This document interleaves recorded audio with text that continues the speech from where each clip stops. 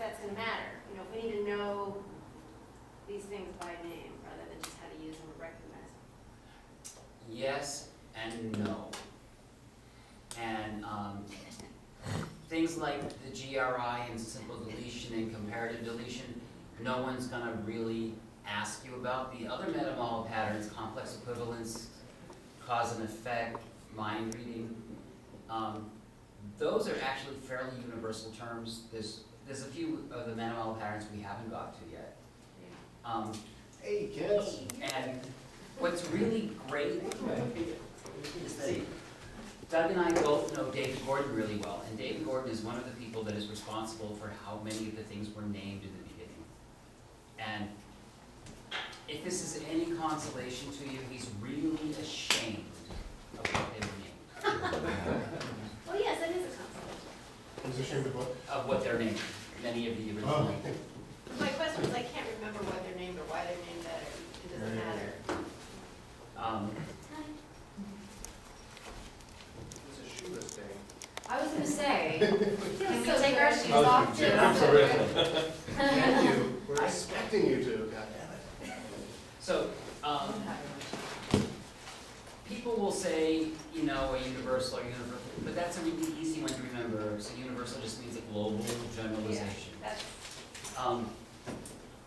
People are not going to necessarily remember complex equivalence, but it would be great if you could, because it sort of fits in the bigger overall pattern. But people are not going to use generalized referential index. Teaching referential index or.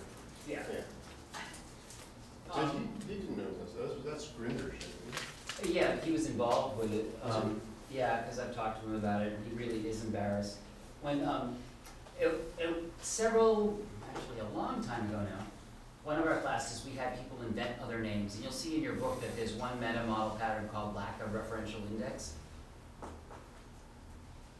Horrible name, but one of the people in the class, one of the groups working said, oh, the name for this is source mining. It should have been called source mining all along.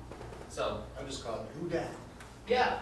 Yeah. So, And the IU switch, the switching referential index. mhm. I still don't know what that means exactly. When you call it an IU switch, it's like, that's what it is, it's an IU switch. And that's great in sleight of mouth, but in, Well, it's great in Ericksonian language. Yeah. so let me just go back, you said that the three we should know would be complex equivalence, mind reading, and universal.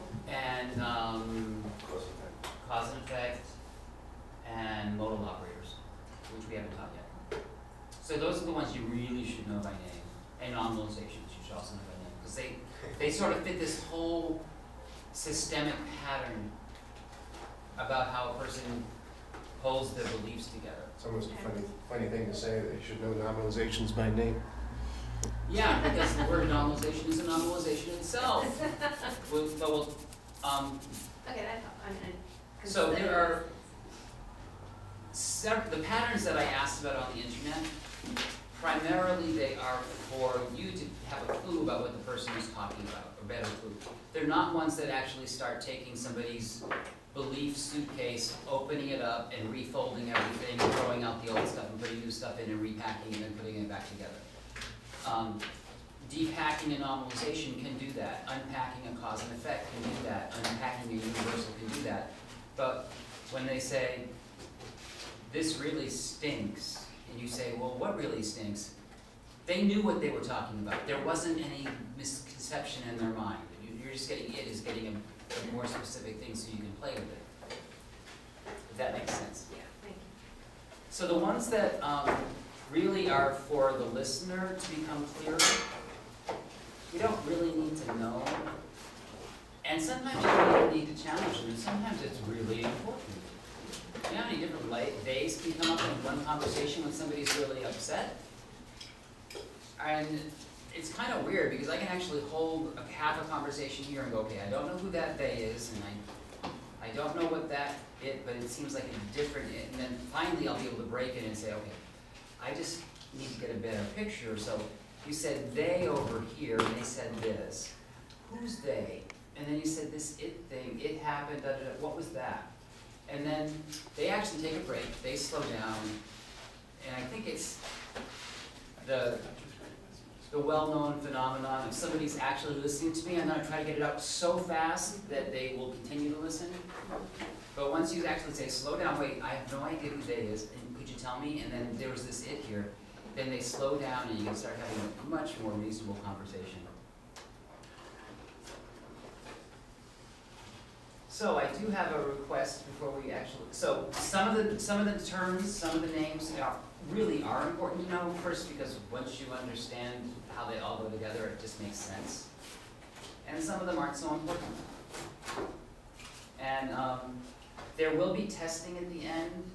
It will be mostly behavioral testing, like, can somebody do it? Because I honestly, and Doug honestly, will not certify somebody that can write a paper on it but can't actually do it. We have colleagues that can write a paper on it and can't actually do it. Yeah, I think both are important, knowing what it is and also being able to do it. But if I have to choose between the two, being able to do it is far more important than knowing what it is. Yeah. Or even know, because I've heard so many conversations about people that really can talk the talk. And they couldn't get rapport with a teddy bear at 2 o'clock at night by themselves. It's like, you got the same teddy bear for 35 years and you still don't get along?